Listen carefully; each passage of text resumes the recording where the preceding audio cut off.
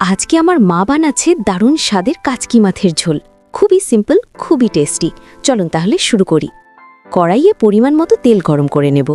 এবার দুটি পেঁয়াজ পাতলা করে কেটে দিয়েছি, এগুলো বাদামি হওয়া পর্যন্ত ভেজে নেব।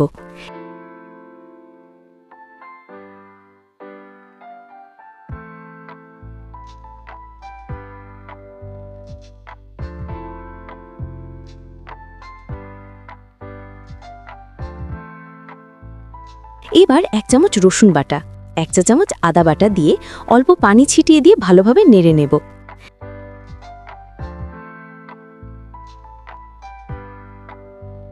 এবার হলুদ গুঁড়া 1 চা চামচ,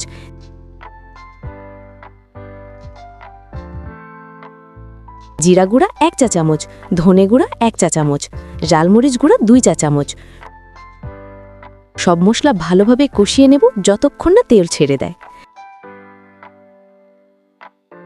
এখন পরিমাণ মতো লবণ দেব, আর দেব রাঁধুনি মাছের মশলা 2 চা চামচ। এগুলো আরও একটু কষিয়ে নেব।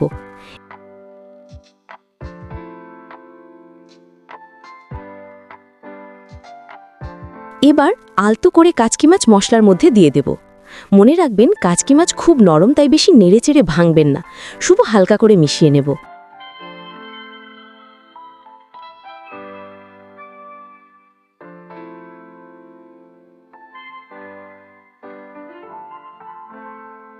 এখন 2 গ্লাস পানি দিয়ে একটু নেড়ে মিশিয়ে নেব।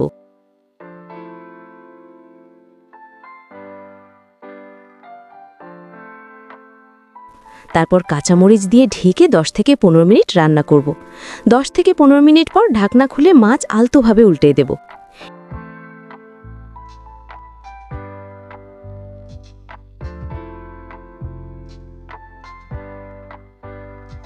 এবার দেব ম্যাগি মশলা।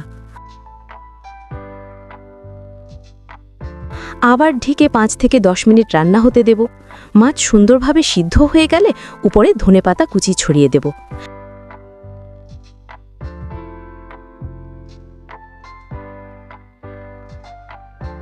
আর বাসায় বানানো এই অসাধারণ কাচকি মাছের ঝোল হয়ে গেল রেডি। রেসিপিটি ভালো লাগলে লাইক, কমেন্ট আর সাবস্ক্রাইব করতে ভুলবেন না।